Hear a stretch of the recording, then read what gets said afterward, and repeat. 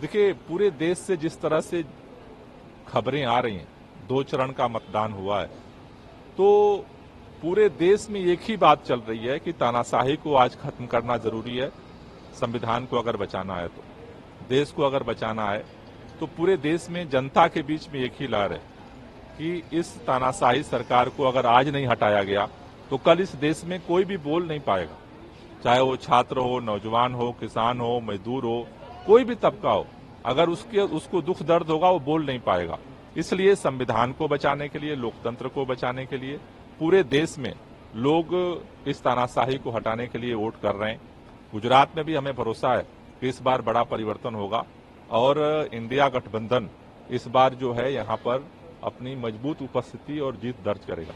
प्रधानमंत्री मोदी लगातार अपने मन से अब ये कहने लगे हैं कि मेरे को लेकर, अमित भाई को लेकर जो है फेक वीडियोस तैयार की जा रही हैं, एक गलत नैरेटिव हमारे लिए बनाया जा रहा है। उस पर आपकी क्या प्रतिक्रिया? देखिए, पूरे देश में जिस तरह की निगेटिव राजनीति, नकारात्मक राजनीति भारतीय जनता पार्टी और माननीय प्रधानमंत्री जी के नेतृत्व में भारतीय जनता पार्टी ने किया है, मेरे ख्याल से उन्होंने सारी हदें पार कर दी हैं।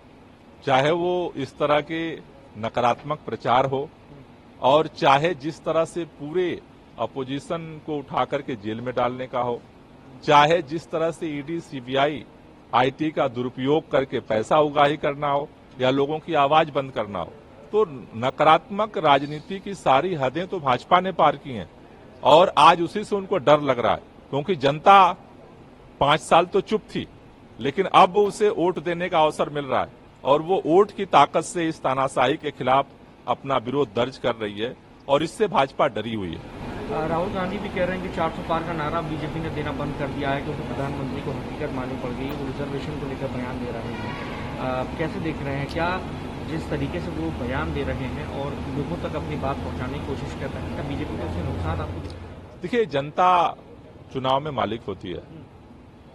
2 चरण के मतदान ने ये पूरे देश को संकेत दे दिया है कि तानाशाही हारने जा रही है इस चुनाव में और संविधान, लोकतंत्र और देश से जो लोग प्यार करते हैं, अपने हक के लिए जो लोग लड़ाई लड़ रहे हैं, वो उनकी जीत होने जा रही है। एक नई कंट्रोवर्सी सामने आई है सर, रेवन्ना, प्रिंसिपल रेवन्ना को लेकर। हाल में एक वीडियो भी आया जिसमें प्रधानमंत्री उनके लिए वोट मांगते हुए नजर आ रहे हैं। पूरा विपक्ष अब एक तरफ हो गया उस मामले पर, आप उसको कैसे? नहीं, बात ये पक्ष विपक्ष की नहीं है, ये तो हमारी सामाजिक मर्यादा का प्रश्न है।